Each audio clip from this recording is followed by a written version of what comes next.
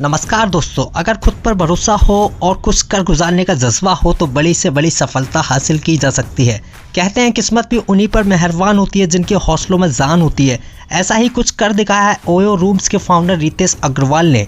महज कुछ साल पहले तक दिल्ली की सड़कों पर सिम कार्ड बेचने वाला लड़का आज दुनिया की सबसे यंग बिलियनियर लिस्ट में शामिल है। रितेश ने अपनी मेहनत और लगन से जो किया है वह आज सबके सामने है।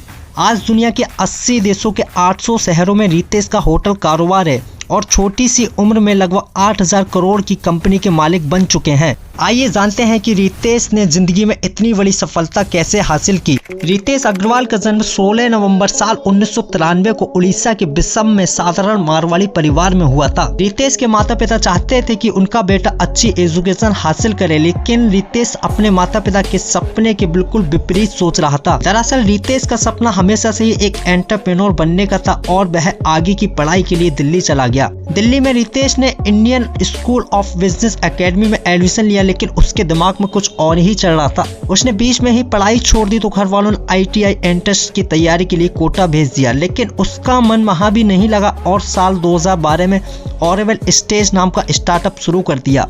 लेकिन ये काम उनका नहीं चलता है और इसमें उनको भारी नुकसान हो जाता है। फिर वो लौटकर वापस दिल्ली आ जाते हैं। उनके पास पैसे बचे नहीं थे, सिर्फ जेब में 30 रुपए पड़े थे। बिजनेस का भूत तो पहले से ही सवार था, इसलिए अब कुछ नहीं सूझा तो सड़कों पर घूम घूम कर सिम कार्ड बेचने लगे। रितेश को शुरू से ही घूमने का काफी शौक था। उन्हें जब भी पढ़ाई से समय मिलता था तो वो घूमने के लिए निकल जाते थे।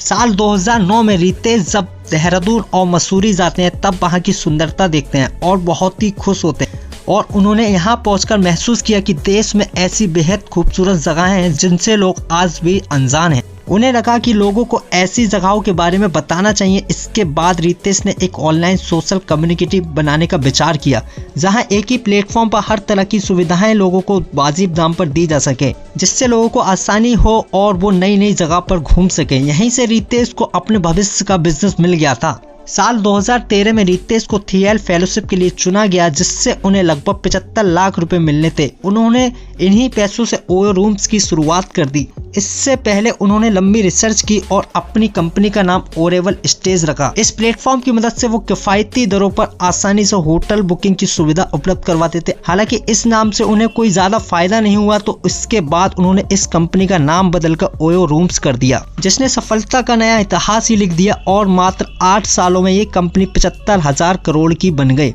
ओयो की गिनती तेजी से बढ़ते बिजनेस में हो रही है। देश के अलावा विदेशों में भी इसका नेटवर्क फैल रहा है। आज ये कंपनी 80 देशों में अपने बिजनेस का झंडा गाड़ चुकी है। जो रितेश कल तक घर में नकारा कहा जाता था, वो आज करोड़ों लोगों के लिए मिसाल बन चुका है।